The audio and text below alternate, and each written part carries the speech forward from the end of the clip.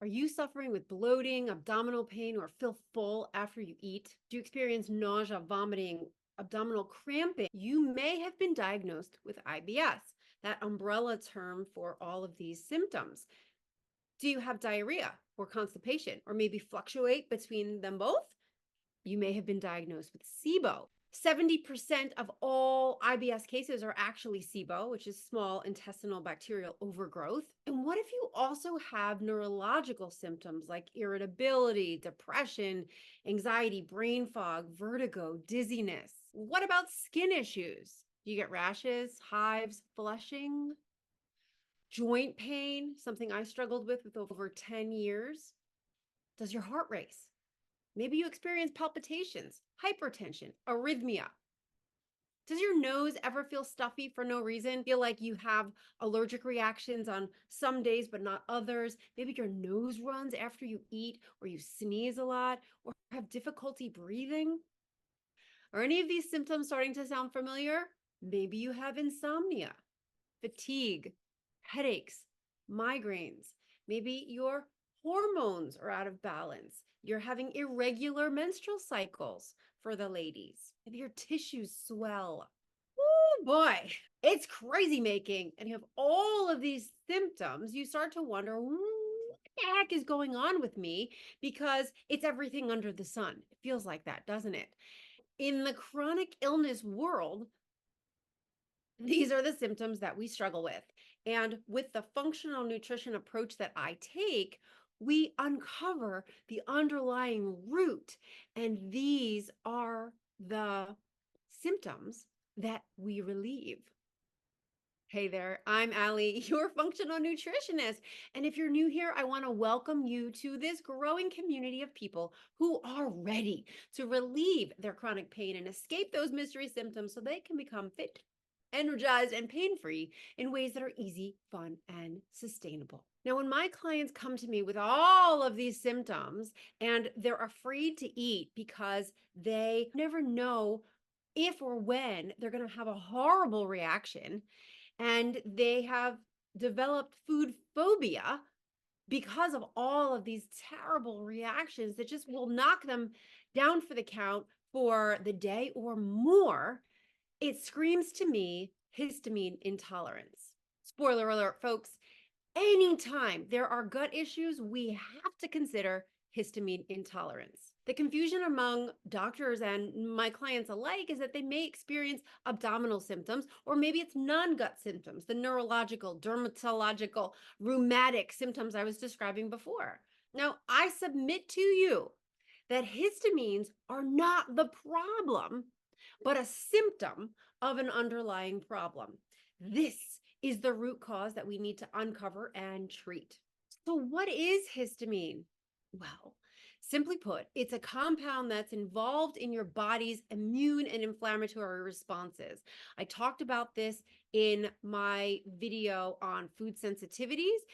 It's also a neurotransmitter. So neurotransmitters being chemical messengers that play an important role in your gut function and the gut-brain connection. So when your immune system is triggered by a potential threat, it could be a virus, it could be some environmental toxin, it could be something that's coming in with your food, like GMOs. Histamine is released and it travels through your bloodstream, which is why you could experience symptoms all over your body, not just in your gut, not just in your brain, but it's causing your blood vessels to dilate. It creates this inflammatory response. And so we think about histamine in terms of allergies, making you sneeze, you might get the sniffles, you cough, your eyes water, you might get really itchy. And then you'll take an antihistamine medication to reduce those symptoms. But because histamine is traveling through your bloodstream, it causes a wide range of symptoms throughout your body. And remember, it's part of your body's natural immune function. It's intended to keep you healthy. It's just when the histamine levels are chronically built up in your body and they overflow, that's when you can experience all of the problems. And what histamine intolerance looks like, or what histamine symptoms look like from person to person, can vary, which makes it very hard to diagnose. Here's the thing. Histamines are not all bad. They can help you to focus. They help with our neurotransmitters and your sleep wake cycle. They help with your gastric acid and they help with your libido. And what happens if you've ever had an allergic reaction, you take a Benadryl, you take an antihistamine, what happens? You get sleepy. You fall asleep. Some people take it just to be able to sleep on an airplane. An antihistamine puts you to sleep. So remember this. If you remove all histamine or block all histamine, you're going to sleep. And so this becomes a problem if you're getting too much histamine from your food, from your environment, and also taking medications. There are some medications that can block DAO. DAO is diamine oxidase. This is the enzyme that helps us to break down histamine. And if we have compromised gut function, it's your villi, those little finger-like projections along your small intestine that are responsible for the absorption of the nutrients in your food. If they become impacted, the DAO can't get out. And so poor gut health, including imbalanced microbiota, fungus, bacteria, that's dysbiosis, it could damage the lining of your small intestine. And so again, this is where the DAO enzyme, the enzyme that clears histamine naturally, this is where it's produced. And so a damaged gut lining leads to lower DAO levels and higher histamine levels. And so the double whammy here is that the dysbiosis, all that imbalanced bacteria and fungus, can also lead to an increase in the production of histamine itself. So more than just the normal amount of histamine that you get in the environment and in your food, but there are histamine producers in your gut who are not in check. We know that dis-ease is caused by two things. One, you have to reduce the irritants in your gut. Is it the histamine burden from food, from having smoked salmon, having dairy, having cured meats, having alcohol, champagne? It all sounds like a nice Sunday brunch, right? Cheese, citrus foods. These are all things that are going to be high in histamine. We want to lessen the mast cell. Histamine is produced by mast cells. It's a type of white blood cell. Lessen the mast cell and basophil type of white blood cell. Lessen this activation to reduce the histamine. It might be due to food sensitivity. So we can do an elimination diet or we can test for them. Gluten and dairy, two high culprits. I talk about these in previous videos on gluten and one on dairy, and why I often recommend to eliminate them right off the bat. We also want to make sure that we balance your intestinal environment, the microbes. Those can be with probiotics, prebiotics, microbial balancing herbs. There's a lot of things that we can do in diet and lifestyle to support your gut microbiome. And the second thing that causes disease is when the pathways that metabolize histamine are weak. We need to nourish them. We need to lower the inhibitors. So alcohol, medications that we don't need, that we're taking unnecessarily or for too long. We want to increase the cofactors, the enzymes. So again, vitamins and minerals, calcium, magnesium, it could be copper, it could be zinc, B vitamins, vitamin C. These are all things that can help increase the enzymatic reactions to get DAO to work for you. And then of course you can add in DAO itself. Now, there is a paper in the Canadian Journal of Gastroenterology that estimates a third or 55% of patients with vague GI symptoms can be diagnosed with histamine intolerance. And they had a large overlap with carbohydrate malabsorption. And this might be something that you're experiencing. I can't eat any fruit. I can't eat any vegetables. Those are carbohydrates. We think of carbohydrates as being breads and cakes and croissants, but Every plant food is carbohydrate. And so if you can't absorb carbohydrates, if you have trouble eating plant food and feel like, yeah, as long as I just eat meat on the carnivore diet, I'm fine, there's a commonality in terms of what's causing these things. It sounds to me like it's not that you're allergic to all carbohydrate, to all fruits and vegetables, and I can only eat meat, raw carnivore diet.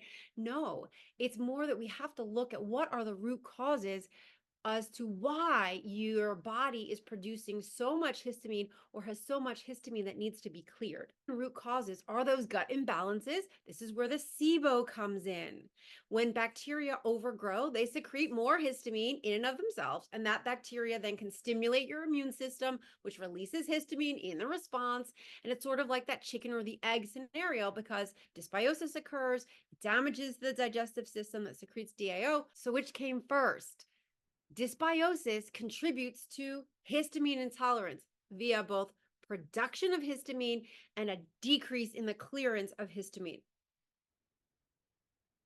Which came first? It could be that your diet is poor or it's high in histamine rich foods like fish, leftover fish, cured meats, aged meats, beef sticks, alcohol, right? It could be wine, even that healthy glass of wine, champagne, fermented dairy. So that's even your cheeses, your Parmesan, your blue cheese, dairy in general, right? Fermented fruits, dried fruits, vegetables, vinegar, spinach, avocado, tomato, eggplant, probiotic rich foods, fermented foods like sauerkraut, all of the things that I am usually recommending for good gut health. They're going to affect you if you are not able to clear that histamine or your body burden runneth over. There's also things that are histamine liberators that are eggs, pork, kiwi, lemon, artificial sweeteners. So they can liberate histamines from your food, exacerbating the problem. Some spices like cinnamon and nutmeg and cloves, cardamom. Pharmaceuticals can inhibit DAO. According to deficitdao.org, 20% of the population is using drugs to stop their allergic reactions that are actually inhibiting DAO function. I get this question all of the time. Like, should I take a DAO supplement or aren't the antihistamines doing enough? No, because it's actually inhibiting that function. And what we want is to support your body's natural production of DAO. We want your body to work the way it's supposed to. Functional. It works. There are also genetic predispositions to poor methylation. Something like SAMe could be very helpful. It's a methyl donor and you need it. And I want to remind you that histamine is a beneficial substance. It's the imbalanced histamine reaction that's the issue. It's not your food, it's you. So let's fix that. Dr. Sidney Baker said that all disease is caused by two things: too many of the things that you don't need and not enough of the things that you do need. B6 and magnesium are two of the most common nutrient deficiencies. And if you missed it, be sure to check out my video on sugar, aging, and chronic illness, where I go into all of the mineral deficiencies that so many of us have as a result of poor diet choices. So here's what you do first. Let's address the non-negotiables. Unsure what those are? Check out my video on the pillars of functional nutrition, and I'll give you a spoiler alert. The non-negotiables are diet, sleep, and elimination. Your poop. Check out those things. Make sure you are getting good quality restorative sleep. Make sure you are having good, clean, regular, solid bowel movements. And also make sure that you are getting a nutrient-rich diet. If all of those things are true, check, and you're still having reactions, then lower your histamine foods. Do this elimination diet, and we can even test for other sensitivities, other food sensitivities that can be causing inflammation, which is causing that immune response, and histamines. You can run a nutrient panel and we can look at your genes just to see if there's missing nutrients or enzymes or gut bacteria. We can test for all of these things, but let's keep it simple, sweetheart, shall we? Let's rebalance the dysbiosis, support your nutrient absorption, and then reduce the amount of histamine that's released in your body. Here are some additional tips for following a low histamine diet. Freshness is very important in the foods that you eat. Many of the foods to avoid are aged or fermented, so that means no leftovers. I love leftovers because it saves you time and money and food waste. However, if you are having signs of histamine intolerance, what you may want to do is after you prepare a meal, freeze it, portion it out and freeze it. So that way it's fresh. Freeze it while it's fresh, not sitting out for more than like 2 hours. Most people only require about 1 week on a low histamine diet to notice a difference. If you're not feeling better after a week, then you likely don't have high histamine levels. There's something else going on. There might be a virus. There might be some kind of infection that's causing all of this pain and inflammation and all of the symptoms. If you are feeling better after 1 week, then stay on the low histamine diet until your improvements have plateaued. And then when you're ready, there's nothing else that needs to improve, then you can slowly start reintroducing the foods that you were previously avoiding. And be sure to check out my video on food sensitivities because I talk you through how to reintroduce foods. Once your gut health and your histamine levels have improved, then you'll be able to eat some, if not all, of your favorite foods you've been avoiding. The key to remaining symptom-free is not to eat more histamine than your body can metabolize. And so there is a body burden, and it's sort of like there's different levels. And so maybe you can't have avocado and spinach and tomatoes, although that makes a really great healthy fast food dish. But maybe you can't have all of them on the same day or in the same meal. But eventually you'll be able to. But until you're at the point where you're not having your reactions anymore, you're asymptomatic, if you exceed your body's capacity to clear the histamines, then your symptoms may reappear. And so I advise you to monitor your symptoms. This is where I like to keep a food journal. We like to do food, mood, and poop. And so we can look at what you were eating, when you were eating, how you felt when you ate. It could be emotions, it could be actual mood, it could be symptoms. And then if or when you pooped, how was that? So we can learn more about what works for you. And we can do this very successfully with diet and lifestyle modification. We may take out some foods temporarily, add in some nutrients, enzymatic, bacterial support, prescribe some vitamin N, getting out in nature and in the sunshine. And the good news is a low histamine diet has the ability to improve DAO levels. And so again, this implies that the reduction in histamine levels may contribute to healing your intestinal lining. A healthier intestinal lining secretes more DAO, chicken or the egg. Increased DAO helps to lower your histamine further. Are you looking for a good place to start? You can grab my roadmap to chronic illness recovery because I walk you through the 5 steps that you need to do on your journey to healing from chronic illness. All of these symptoms are resolvable. There is a root cause, and we just have to figure out what that is. Is it diet? Is it an absorption issue? Is it dysbiosis? Is it dysbiosis due to stress, due to an infection? What is the underlying cause?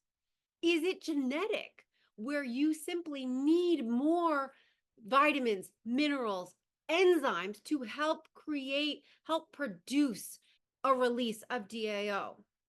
Is it mechanical? Has there been an issue, a damage to your digestive tract? There can be so many reasons why. And so systematically, step by step, we're going to uncover, peel back all of the layers and figure out what's at the root of these symptoms, and provide you relief. Does that sound like a good plan? I think so too.